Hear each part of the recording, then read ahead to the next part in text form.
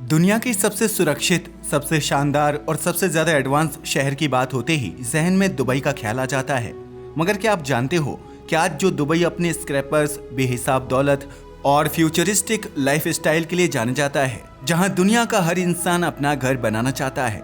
यह दुबई कभी भारत का हिस्सा बन सकता था, या फिर यूं कहें कि यह भारत का हिस्सा हुआ करता था। नहीं, यह गोंडवाना लैंड, पेंजिया, पैंथालासा और लॉरेशिया से जुड़ा मामला नहीं है, और न ही यह कहानी है कॉन्टिनेंट स्प्लिट की, बल्कि यह तो महज एक शताब्दी पहले की बात है, जब केवल दुबई ही नहीं बल्कि यह पूरा खाड़ी क्षेत्र भारत के कंट्रोल में हुआ करता था। इनफैक्ट आजादी के टाइम पर हमें दुबई को भारत का हिस्सा बनाने का मौका भी मिला था। इनफैक्ट अगर यह सच हो जाता तो आज की पॉलिटिक्स पूरी तरह से अलग होती। मगर ये सब हुआ क्यों, और आखिर 20वीं सदी में भारत ने दुबई को क्यों छोड़ दिया? यकीन मानिए, यह एक ऐसी कहानी है जिसकी जानकारी से आपको अपने पॉलिटिशियंस पर गुस्सा आएगा, ठीक वैसे ही जैसा नेपाल और भूटान को छोड़ने के वक्त आया था। तो चलिए डिटेल में जानते हैं। यह कहानी है 20वीं सदी की, जब बड़ी मुश्किलों के साथ भारत को आजादी मिली। दुबई उस वक्त आज की तरह एडवांस सिटी नहीं, बल्कि एक छोटा सा शांत बंदरगाह वाला शहर हुआ करता था। भारत के पास पूरा मौका था, लेकिन फिर भी यह भारत के हाथों में नहीं आ पाया। मगर ऐसा क्यों हुआ, वो समझने के लिए आपको थोड़ा सा इतिहास में लौटना होगा। ये तो आप भी सभी जानते हैं कि भारत और खाड़ी देशों का रिश्ता बहुत पुराना है। यह व्यापार ही नहीं बल्कि सभ्यताओं से जुड़े हुए थे, जिसका अंदाजा आप इस बात से लगा सकते हो कि मेसोपोटामिया और सिंधु घाटी की सभ्यताओं के बीच ट्रेड एविडेंस मिलते हैं। उस दौर में भी भारतीय मसाले, कपड़े और मोती खाड़ी के रास्ते दुनिया भर में जाया करते थे। मेडिवल पीरियड में जब यूरोपीय व्यापारी भारत आए तो उन्हें पता चला कि भारतीय व्यापारी तो पहले से ही फारस की खाड़ी और अरब देशों के साथ ट्रेड कर रहे हैं। इनफैक्ट बहुत सारे भारतीय समुदाय तो खाड़ी देशों में तभी से बसे हुए हैं, जिसकी वजह से भारतीय कल्चर, खान पान, आदतें और भाषा का इम्पैक्ट खाड़ी में साफ दिखाई देता है। केरल और गुजरात के ट्रेडर्स का दबदबा बहुत ज्यादा था। ये बड़े बड़े जहाजों के जरिए कपड़े, मसाले और दूसरा सामान खाड़ी देशों में ले जाते थे और मोती, घोड़े और खजूर के साथ वापस लौटते थे। गुजरात और केरल के ट्रेडर्स ही वो कड़ी थे जिन्होंने खाड़ी के ट्रेड को एक नई दिशा दी थी। वे केवल सामान नहीं भेजते थे, बल्कि उन्होंने शिपिंग, बैंकिंग और दूसरी सर्विसेज में भी भागीदारी की थी। यह लोग कितनी अहम भूमिका निभाते थे, इसका अंदाजा आप इस बात से लगा सकते हो कि वहां की लोकल इकोनॉमी पर इनका अच्छा खासा दबदबा था।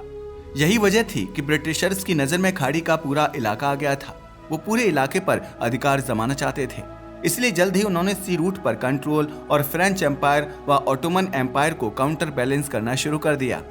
इसके साथ साथ वे भारत की सिक्योरिटी भी चाहते थे, क्योंकि भारत उनके लिए बेहद इंपॉर्टेंट था। ब्रिटेन को समझ आ गया था कि अगर खाड़ी के एरिया पर कंट्रोल नहीं किया गया तो भारत में भी उनकी पकड़ कमजोर होती जाएगी। तभी तो उन्होंने खाड़ी पर कंट्रोल करने की कोशिश की। दरअसल 1820 के दशक से लेकर 1900 के बीच गल्फ के कई इलाकों के साथ ब्रिटेन ने कई संधियां की, फिर चाहे वो जर्नल मैरीटाइम ट्रीटी ऑफ 1820 हो या बाकी की ट्रीटीज। अगर जर्नल मैरीटाइम ट्रीटी ऑफ 1820 की बात की जाए तो इससे यूएई के करंट शेखडोम ब्रिटेन के अधीन आ गए थे, यानी कि भारत के साथ साथ ब्रिटिशर्स लिमिटेड गल्फ देशों पर भी रूल करने लगे थे। दरअसल अब खाड़ी के देश ब्रिटेन के लिए ट्रूशियल स्टेट्स बन चुके थे। हमें पता है, अब आप सोच रहे होंगे कि आखिर ट्रूशियल स्टेट्स क्या होता है। वेल, ट्रूशियल स्टेट्स यानी संधि आधारित राज्य।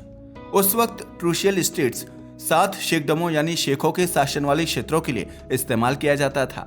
ये सभी 1920 की सदी में ब्रिटिश प्रोटेक्शन में आते थे। उन्होंने ब्रिटेन के साथ अलग अलग संधियां की थी, ठीक वैसे ही जैसे मराठा के अलग अलग शासकों ने अंग्रेजों से अलग अलग संधियां की थी। ये 7 स्टेट्स फारस की खाड़ी के समुद्र तट पर मौजूद थे। इनमें 1820 से 1892 के बीच ब्रिटेन के साथ प्रोटेक्टिव ट्रीटीज पर सिग्नेचर हुए थे। अगर इन स्थानों की बात की जाए तो इनमें Dubai, Sharjah, Ajman, Abu Dhabi, Al Quwain, Fujairah और रास अल खैमा जैसे स्टेट आते हैं। वैसे आपको शायद पता नहीं होगा, इन 7 शेखडमों को मिलाकर ही संयुक्त अरब अमीरात यानी यूएई की स्थापना की गई है। खैर, ये तो सब काफी बाद में हुआ है। उस दौर में तो ब्रिटिशर्स ने इन पर गहरी पकड़ बना ली थी। अब ये सभी राज्य ब्रिटिश प्रोटेक्टरेट बन चुके थे, यानी अब ये अंग्रेजों की सुरक्षा में थे। लेकिन यह तो आप जानते ही हो, अंग्रेज ऐसे ही कभी कुछ नहीं करते। उनका हर कदम एक मकसद के तहत होता है। ये संधि भी इसलिए की गई क्योंकि ये देश इंपॉर्टेंट ट्रेड रूट पर पड़ते थे और अंग्रेज इन ट्रेड रूट्स और रिजर्व पर अपना कब्जा चाहते थे। दरअसल इन सारे इलाकों की इकोनॉमी भारत से जुड़ी हुई थी। इसलिए ब्रिटिश साम्राज्य ने खाड़ी क्षेत्र का पूरा एडमिनिस्ट्रेशन ब्रिटिश इंडिया के तहत रखा हुआ था। Dubai, Bahrain, Kuwait, Qatar, Oman जैसे सभी देश लंदन से नहीं बल्कि भारत से कंट्रोल होते थे। यहाँ भारत में जो ब्रिटिश रेजिडेंट या एजेंट नियुक्त होते थे वही खाड़ी देशों में भी कार्यरत होते थे। फिर चाहे ट्रेड हो या बॉर्डर रिलेटेड इश्यू या फिर खाड़ी देशों का कोई भी पॉलिटिकल डिसीजन, वो ब्रिटिश इंडियन गवर्नमेंट की अनुमति से ही होता था। इनफैक्ट गल्फ में जो ब्रिटिश नेवी मौजूद थी वो लंदन से नहीं भारत से निर्देश लेती थी। खाड़ी प्रदेशों की सिक्योरिटी के लिए जो सैनिक भेजे जाते थे वो इंडियन सोल्जर होते थे, जिन्हें अवध, बिहार और पंजाब रेजिमेंट से भेजा जाता था। ब्रिटिशर्स ने भारत से जितने भी लोगों और सैनिकों को भेजा था वे खाड़ी के बंदरगाह, तेल क्षेत्र और प्रशासनिक कार्यालय में कार्यरत थे। भारत केवल उपयोग नहीं हो रहा था बल्कि वह उनके लिए एक संसाधन यानी कि रिसोर्स भी था। उस दौर में ये सभी स्टेट भारत से इस कदर जुड़े हुए थे कि इंडियन पासपोर्ट यमन तक में जारी हुआ करता था। इनफैक्ट आप जानकर हैरान रह जाओगे कि तब भारत का वेस्टर्न कोस्ट यमन हुआ करता था। अगर यह सब कुछ हमारे पास रह जाता तो आज भारत की विदेशी नीति, खाड़ी से व्यापार और ग्लोबल राजनीति में एक अलग ही तस्वीर होती। यही नहीं, आप जानकर हैरान रह जाओगे कि 1931 में जब महात्मा गांधी यमन पहुंचे थे तो उन्होंने देखा कि यमन के बहुत सारे नौजवान ऐसे हैं जो खुद को यमनी नहीं बल्कि इंडियन नेशनलिस्ट मानते थे। इनफैक्ट इनकी करेंसी भी इंडियन रुपया ही हुआ करती थी। यहाँ पर भारतीय रुपये का बोलबाला था। भारत की आजादी के बाद रिजर्व बैंक ऑफ इंडिया ने खाड़ी देशों में भारत की मुद्रा को गल्फ रुपी के नाम से भी जारी किया था। दरअसल ऐसा इसलिए किया गया ताकि भारतीय रुपयों को विदेश में तस्करी से रोका जा सके और खाड़ी देशों के साथ व्यापार को आसान बनाया जा सके। इसके बारे में पवन के वर्मा ने भी बिकमिंग इंडियन नाम की अपनी किताब में लिखा है कि भारत और खाड़ी के बीच के रिश्ते केवल व्यापार तक सीमित नहीं थे बल्कि सामाजिक भी थे, जिसका अंदाजा आप इस बात से लगा सकते हो कि गल्फ रुपी सिर्फ एक मुद्रा नहीं थी बल्कि भारत के इकोनॉमिक इम्पैक्ट एंड माइग्रेंट्स का प्रतीक बन चुकी थी। इससे पता चलता है कि खाड़ी के लोग व्यापार के लिए भारत पर कितना ज्यादा डिपेंड किया करते थे। हालांकि ये भी सच है कि यह सब कुछ ब्रिटिश की एक छोटी सी साजिश के तहत ही शुरू हुआ था, क्योंकि ब्रिटिशर्स चाहते थे कि खाड़ी के सागर से आने वाले मोती, खजूर और तेल का व्यापार सेफ रहे और उसका पूरा फायदा उन्हें मिले। इसलिए उन्होंने इंडियन बैंकों के ट्रेडर और एजेंट्स को वहां भेजा था, खासकर मुंबई और सूरत के व्यापारियों को, जिससे ब्रिटिश नेटवर्क खाड़ी में और भी ज्यादा स्ट्रॉन्ग हो गया। लेकिन आप जानकर हैरान रह जाएंगे कि बहुत कम लोगों को इस सारी कहानी के बारे में पता था। इनफैक्ट ब्रिटिश इंडियन एम्पायर के इस मैप्स को बहुत ही सीक्रेटली पब्लिश किया जाता था। इन मैप्स की पहुंच भी बहुत ही कम लोगों तक होती थी, स्पेशली खाड़ी के लोगों तक यह पहुंच नहीं थी। पता है क्यों? वेल ऐसा इसलिए क्योंकि वहां मौजूद ऑटोमन एम्पायर और सऊदी अरब को इससे बड़ा खतरा था। साथ ही टाइम के साथ इंडियन पॉलिटिक्स में भी काफी ज्यादा बदलाव आए, क्योंकि इंडियन नेशनलिस्ट्स अब भारत को केवल एक कॉलोनी नहीं बल्कि एक कल्चरल एरिया के रूप में देखने लगे थे, जिसमें यमन और दुबई क्षेत्र शामिल नहीं थे। इस बात का फायदा ब्रिटिश सरकार ने उठाया और भारत की ताकत को धीरे धीरे काटने की स्ट्रेटेजी शुरू की। दरअसल उस वक्त तक फर्स्ट वर्ल्ड वॉर खत्म हो चुका था, ऑटोमन एम्पायर लगभग बर्बाद हो चुका था और इस साम्राज्य से जुड़ी सभी व्यवस्थाएं ढह चुकी थीं।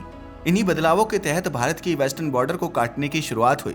1 अप्रैल 1937 को पहला बड़ा बदलाव हुआ जब अदन को भारत से अलग कर दिया गया और इस बात की घोषणा की थी किंग जॉर्ज पंचम ने। इस तरह अंग्रेजों के द्वारा सबसे पहले अदन का भारत से पॉलिटिकल रिलेशंस खत्म किया गया और अब वो सीधे सीधे ब्रिटिश कॉलोनी का हिस्सा बन गया।